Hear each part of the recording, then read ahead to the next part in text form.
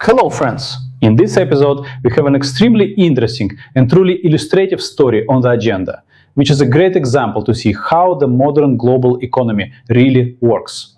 No frills, no fancy reports, think tanks or any other distractions. And let me tell you, we have an excellent reason for this discussion. Let's take a look at the latest news from Polish and European periodicals from August 2026.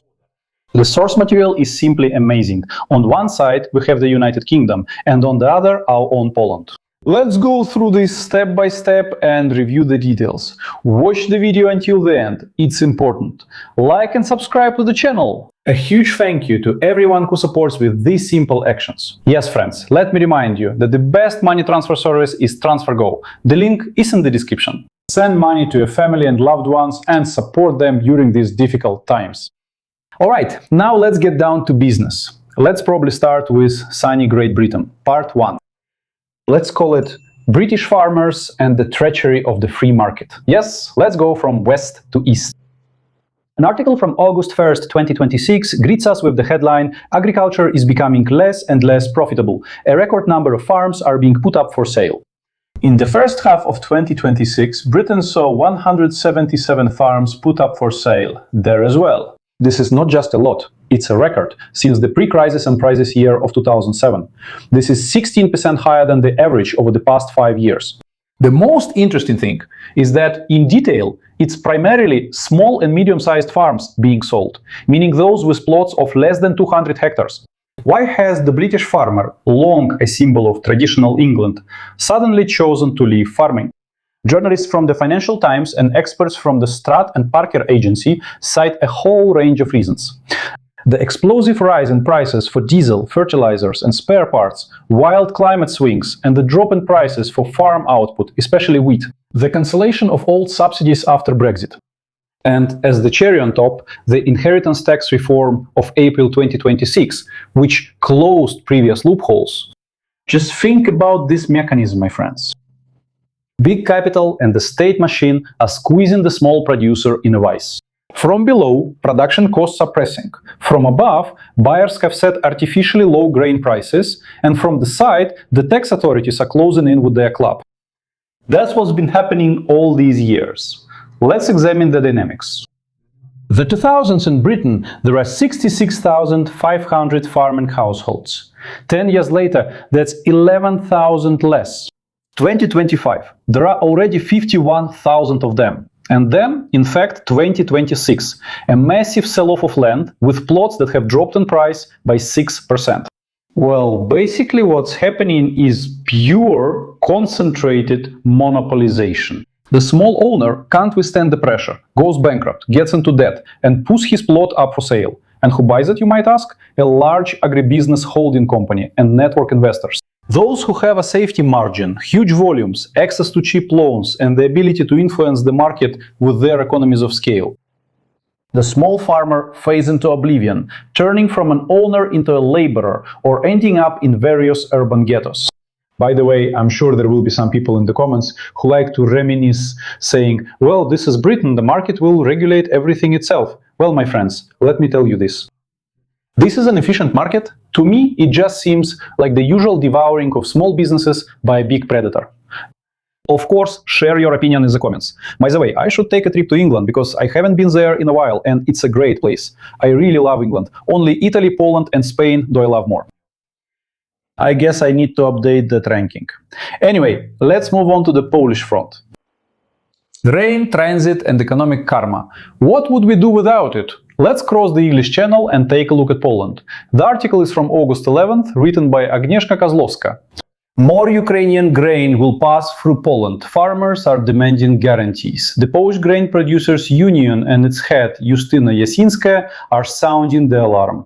Signals are coming to Warsaw that the government is planning to expand transit corridors for Ukrainian agricultural products. The Poles remember well the nightmare of 23. Back then, under the guise of humanitarian transit, millions of tons of cheap grain from Ukraine ended up on the Polish market.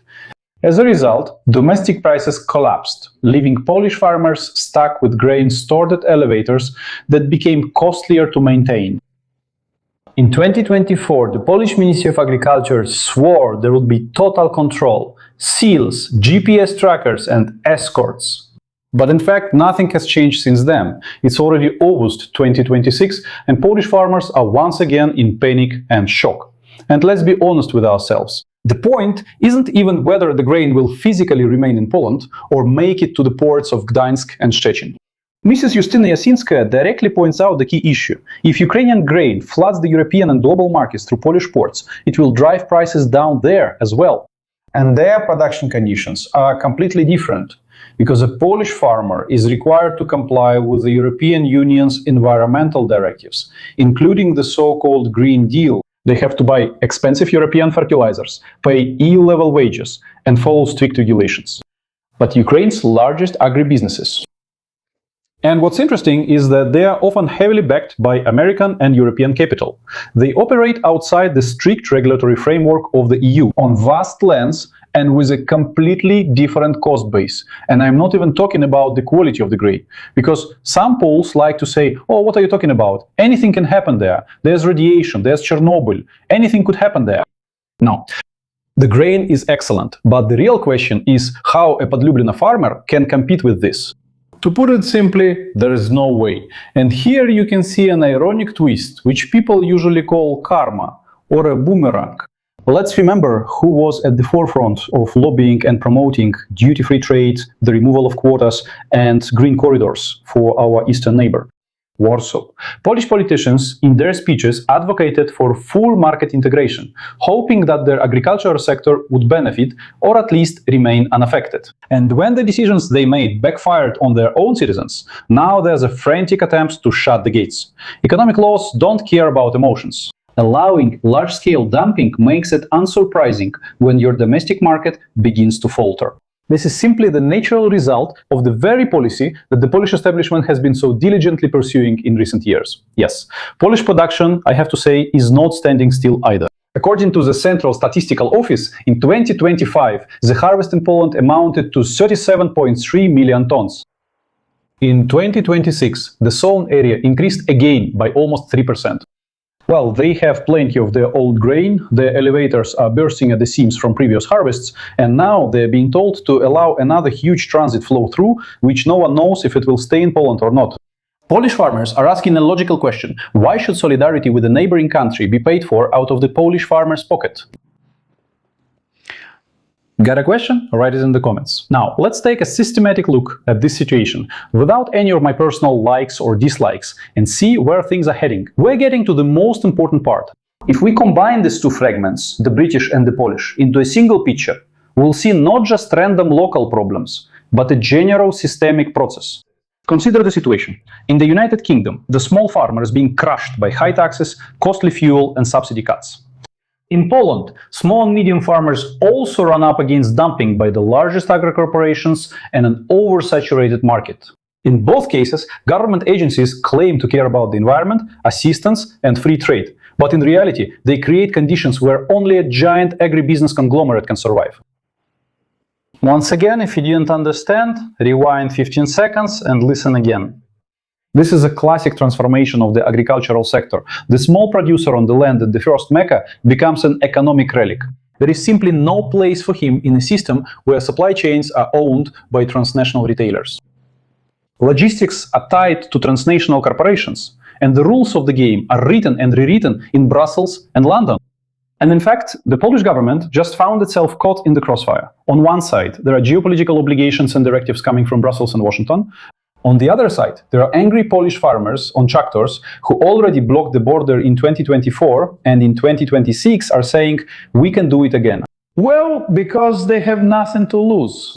And in this context, the phrase from the statement, or let's say from this Polish colleague, the Ministry of Agriculture, sounds like a verdict.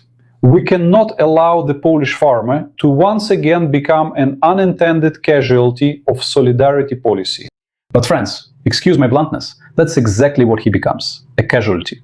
Because in big business, there is no such thing as solidarity or patriotism. There is only the logic of profitability and production costs.